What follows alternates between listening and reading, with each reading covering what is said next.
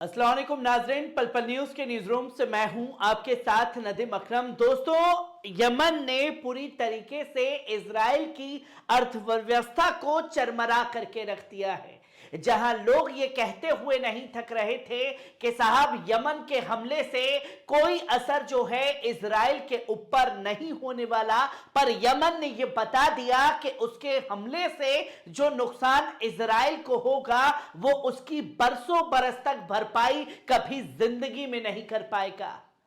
जहां ताबड़तोड़ हो रहे जहाजों के ऊपर हमले, जहाजों के ऊपर होते हुए कब्जे ने इजराइल में खौफ पैदा कर दिया है और इजराइल को अब यह कहना पड़ रहा है, जो भी देशों से उसकी डीलें हुई हैं वो सामान जब इजरायली पोर्ट हाइफा पहुंच रहे हैं तो साफ तौर पर हिदायत दी गई है इजरायली पोर्ट द्वारा कि जब भी आप आए तो अपने ऑनलाइन शेड्यूल को पूरी तरीके से छिपा करके आए और जब आप यमन की तरफ लाल सागर में मौजूद हो तो आप अपने सारे नेटवर्क काट करके तब इजराइल की तरफ बढ़े।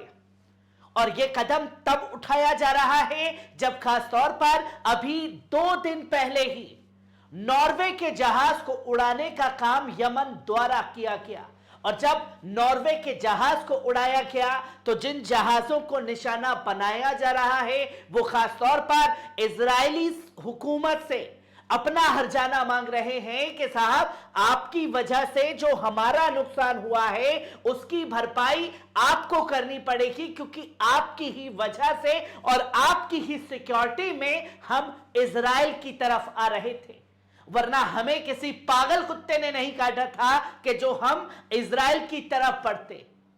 जहां यमन के हमले से खौफ में इजराइल जी रहा है, जो कि आप साफ तौर पर देख सकते हैं कि इंटरनेशनल मीडिया में किस तरीके से चर्चा जो है वो तेज हो चुकी है कि यमन के हमले से खौफ में है इजराइल। जहां Israel order ports to hide online shopping schedules due to Yemen threat. Yemen की धमकी के बाद और यमन ने जब धमकी दी कि अब हम इजराइल जाने वाले हर जहाज को निशाना बनाएंगे, चाहे वो किसी भी देश के हो, हम उन्हें निशाना बनाने से नहीं रुकने वाले। यह साफ तौर पर ऐलान किया गया और यमन ने करके दिखा दिया नॉर्वे और फ्रांस के जहाजों पर हमला करके, जहां नॉर्वे के जहाजों में साफ तौर पर चिंगारियां भड़क उठी और उसकी चिंगारी का असर इजराइल पर हुआ, जहां इजराइल को अब यह कहने के लिए मजबूर होना पड़ा है कि आप अपने ऑनलाइन शेड्यूल को सरेआम ना कीजिए। जहां यह पैगाम इजराइल द्वारा दिया गया है कि आप, खासतौर पर कहा गया कि the national security council instruction came on the same day that Yemeni naval force launched a missile of Norwegian ship scheduled to dock in Israel next month। जो ये नॉर्वे के जहाज को अटैक करके यमन ने ये बता दिया कि वो इस जंग में पीछे नहीं हटने वाला और तब तक पीछे नहीं हटने वाला जब तक मजलूम फिलिस्तीनियों के ऊपर हमले बंद नहीं हो जाते। और यमन के इन हमलों से यमन ने जो बाधा खास तौर पर लाल सागर के अंदर इजरायली कामों में डाली है, उसने पूरी दुनिया को हिला करके रख दिया है। जहां करोड़ों नहीं बल्कि अरबों रुपए का नुकसान जो है वो झेलना पड़ रहा है इजराइल को।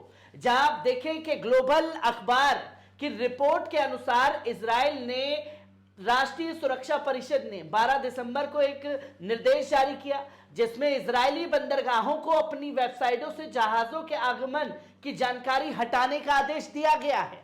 यह यमन का खौफ है, जो अब पहले तो एक धमकी यमन द्वारा दी गई कि हम हर उस देश के जहाज को निशाना बनाएंगे जो इजराइल का सामान लेकर के इजराइल जाएंगे, और अब जो दुनिया का सबसे बड़ा ताकतवर अपने आप को मानता है, जिसके पास सुपर पावर अमेरिका खड़ा हुआ है, उसने दिखा दिया कि वो कितना बड़ा चूहा है। वो उन लोगों को सिक्योरिटी नहीं दे पा रहा जिससे डील कर रहा है और उसके सामानों को लेकर के इजराइल पहुंचने में भी अड़चने आ रही हैं। तो साफ तौर पर कह रहा है कि ऑनलाइन इसकी जानकारी साझा ना करें, क्योंकि अंसारुल्लाह ग्रुप जो है, जो यमनी सेना कहिए, वो इतनी इंटेलिजेंस है कि वो आपके शेड्यूल को देख करके ही आपको टारगेट कर रही है। जहां उन्होंने निर्देश हाल ही में इजरायली शिपिंग, इजराइल की ओर से जाने वाले जहाजों पर यमनी हमलों के बारे में आया है।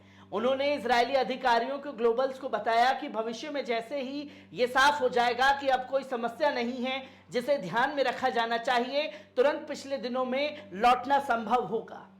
जब यह फाइनल हो जाएगा कि यमन अब हमले नहीं करेगा, तब जाकर के आप इस दिशा निर्देश को जारी कीजिएगा, वरना तब तक अपनी आइडेंटिटी को छुपा करके आइए। जहां राष्ट्रीय सुरक्षा परिषद के निर्देश उसी दिन आया है जब अंसारुल्लाह ने बाब अल मंदब जल सागर के उत्तर में एक नॉर्वेजियन जहाज यमनी नौसैनिक हमला किया। जहाज तेल लेकर जा रहा था और इटली जा रहा था। हालांकि नॉर्वेन जहाज के अगले महीने इजराइल के अशदोद बंदरगाह खड़ा होना था। ग्लोबल्स लिखते हैं कि स्ट्रिंड्रा पर हमला करने से पहले हुतीस एक साधारण इंटरनेट खोज के माध्यम से यह पता लगाने में सक्षम हो गए होंगे कि नॉर्वेजियन जहाज अशदोद में कॉल कर रहा था, जहां वो जगह मांग रहा था अशदोद जाने के लिए, और साफ तौर पर यह कहा कि उनके इस संपर्क से ही निशाना बनाया गया। मतलब अपनी गलती को नजरअंदाज करके लिए भी इजराइल ने नॉर्वे के जहाज को ही कसूरवार ठहरा दिया है। जहां अब नॉर्वे ने भी साफ तौर पर कहा कि हम आपके कहने पर आगे बढ़ रहे थे और अब जो हमारा नुकसान हुआ है उसका हर्जाना कौन देगा, जो कि साफ तौर पर अब इजराइल की इंटरनेशनल जलालत जो है वो दुनिया देख रही है। जहां फिलिस्तीन ने एकजुटता में अपने अभियान के तहत सना की सेना लाल और अरब सागर में अन्य जगहों पर शिपिंग पर युद्ध की घोषणा की। 19 नवंबर के बाद से यमन ने इजराइल से जुड़े एक जहाज को जब्त कर लिया। कम से कम 2 अन्य के खिलाफ ड्रोन हमले शुरू किए। नॉर्वेजियन जहाज को हमला बनाया।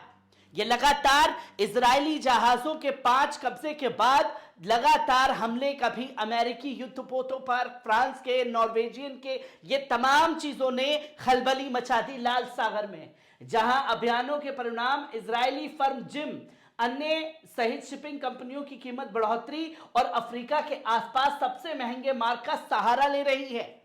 जहां जिम का नया मार्ग जो चीन में बंदरगाहों तुर्कियों से जोड़ता है, उन्होंने हाल ही में कहा था कि उसके 12 जहाज लाल सागर से नहीं गुजरेंगे। जहां इसके बाद उसने ये फैसला लिया कि जो जहाज लाल सागर से सीधा कुछ दिन पहले पहुंचते, अब वही समय पहुंचने में 20 से 22 दिन का समय लगेगा। और 20 से 22 दिन में ईंधन का कितना नुकसान होगा, अरबों रुपए कितने एक्स्ट्रा खर्च होंगे, ये चीजों का जिक्र किया गया। और सिर्फ इजराइल के उन हमलों की वजह से ये तमाम चीजें झेलनी पड़ रही हैं। जहां युद्ध जोखिम, उच्च जोखिम वाले क्षेत्रों से गुजरने वाले जहाजों को भुगतान किया गया है, जहां सप्ताह में 0.007% था। बाजार के अनुमान से पता चलता है कि हजारों होता है। 7 दिन की यात्रा के लिए डॉलर अतिरिक्त लागत रॉयटर्स ने सामने रखी है।